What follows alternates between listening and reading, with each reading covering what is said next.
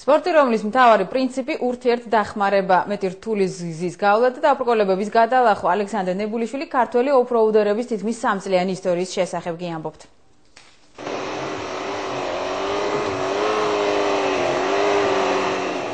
გზა ისევ სუზუკი სამურაიმ უნდა გაყვალოს. იქ სადაც წელამდე თოვლია და დიდი ზომის ჯიპები ვერ მიდიან, სუბუქ სამურაის ვერაფერი შეედრება. მით უმეტეს, როცა საჭესთან თავად ოფროუდის ფედერაციის პრეზიდენტი ზის. ვიყვარს ეს სიარული ბუნებაში, ხეტიალი და თან მანქანის შესაძლებლობების ნახვა რა შეუძლია მანქანას. ძალიან ბევრს უბრალოდ არც წარმოუდგენია, რომ მანქანა ეგეთ ადგილებში შეიძლება გადიოდეს და გაიაროს.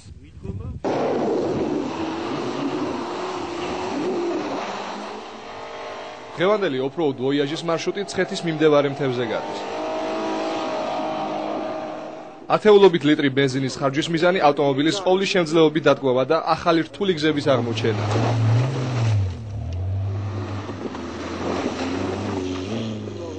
აი აქედან შეეცადეთ ცოტა იქით გადახვიდეთ, აბა იქნებ გამოვიდეს ეგ აბა. არა, სწორედ ადექით, სწორედ. უგზო-უკლო ადგილების მოყვარული მძღოლების უჩვეულო გასართობი ხშირად ადგილობრივი მოსახლეობის გაოცებას იწვევს. ეხლა რომ სადამდე უნდა ახვიდეთ, ბოლომდე ვერ ახვალ. იმის ადგილებზე ვარ, დასრულების ზირთაში ფეხი დადია რა არის? ეგ პრობლემა არ არის, ასպես. როუჩერს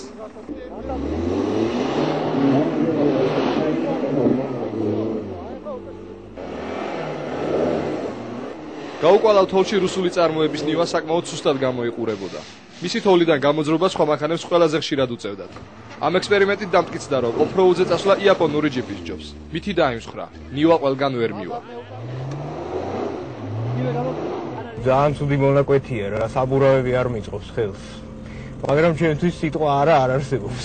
უნდა დავძლიო აღმართი. აი ფიქრა, მიდი.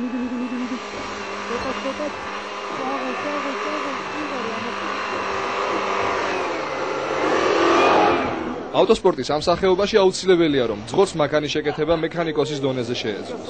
ავტომობილი უგზოობაში ხშირად ფუჭდება.